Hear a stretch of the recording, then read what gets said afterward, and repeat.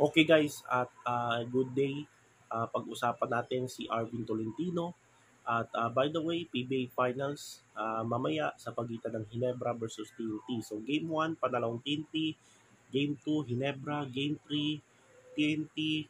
At Game 4, balik na naman si Ginebra. So Game 5, kasi 2 in 2 lead na. Tabla na sila sa serye. Kasi Game 5, malalaman natin kung sino mananalo sa pagitan ng Ginebra at sa TNT. So, kung sino ay makakuha ng 3-2 lead, mamaya ay meron na siyang momentum, no? Sa Game 6 at posible matatapos na yung serye pagdating ng Game 6 kasi yun na yung yung momentum eh. Pag kasi nakakuha ka ng 3-2 lead at kayo na yung momentum, no? Patungong Game 6 at posible makuha ninyo ang kampyonato sa PBA. Para naman sa matatalo mamaya, ang pag-iisipin nila ay tablahin yung serye sa Game 6 at i-extend patungong Game 7. So, abangan nyo guys, mamayang gabi, Ginebra versus Tok and Tex sa PBA Commissioner's Cup Finals. So, ang pag-uusapan natin ay itong si Arvin Tolentino na naging Best Player of the Conference ng Commissioner's Cup. Best Import si RHJ, si Ronde Hollis Jefferson ng TNT. Pangatlong Best Import na ni RHJ. Tapos si Arvin Tolentino, unang Best Player of the Conference niya. Northport, umabot ng semifinals pero natalo sila ng Ginebra in 5 games. So tinalo ni Arvin Tolentino si Jumar Fajardo at si Calvin Octana. So yan si Arvin Tolentino, top scorer nung Commissioner's Cup na almost 20 points in a game. So merong mga rumors na si Arvin Tolentino i-trade daw dyan sa San Miguel. So maraming kumakalat sa social media at mga rumors na kuliglig na si Arvin Tolentino ay iti-trade daw sa SMB. Di ko sinabi na iti-trade na sa SMB kasi wala pang confirmation.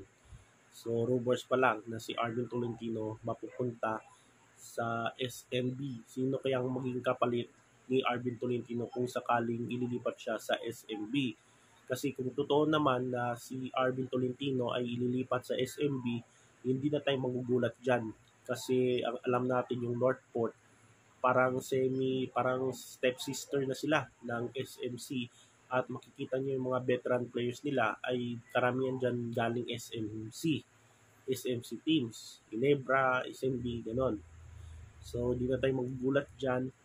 At alam naman natin, itong si Arvin Tolentino, galing siya Northport, ay ang babalikan niya talaga ay sa SMC.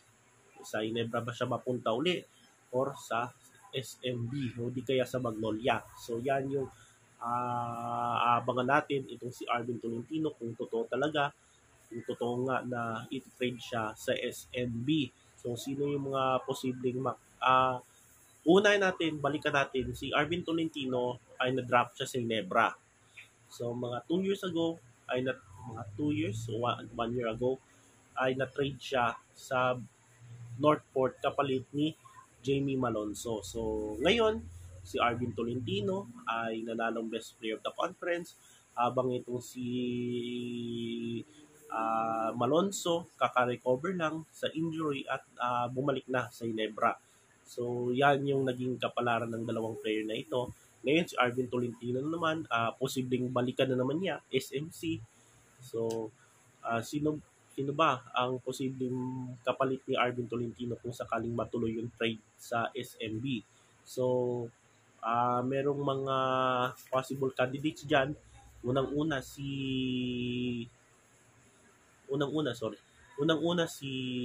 CJ Perez daw, no?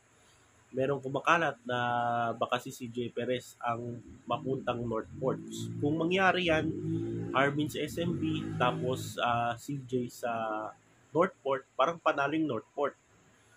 Bakit? Kasi yung role ni Arvin Tolentino, ganun din yung role ni CJ Perez, parang superstar sa kanilang koponan.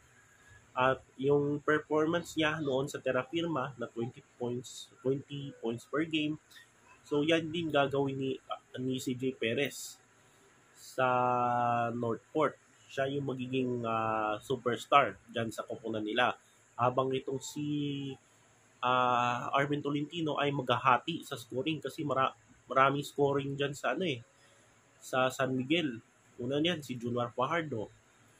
So si Junmar Fajardo last conference 20 plus 20 points per game tapos 10 rebounds. So yan yung posibleng mangyari, no?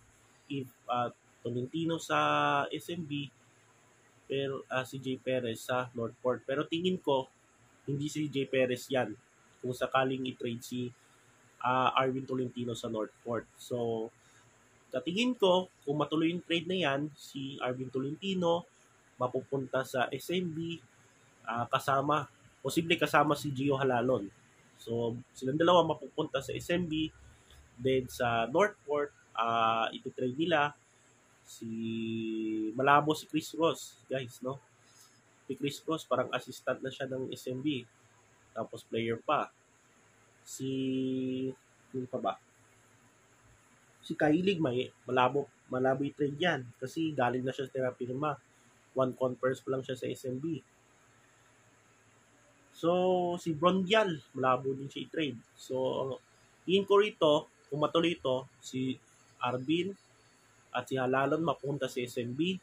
Kapalit si pwede si Simon Enciso, si Jeron Teng, si Jericho Cruz at si Mo Tautua. So yan yung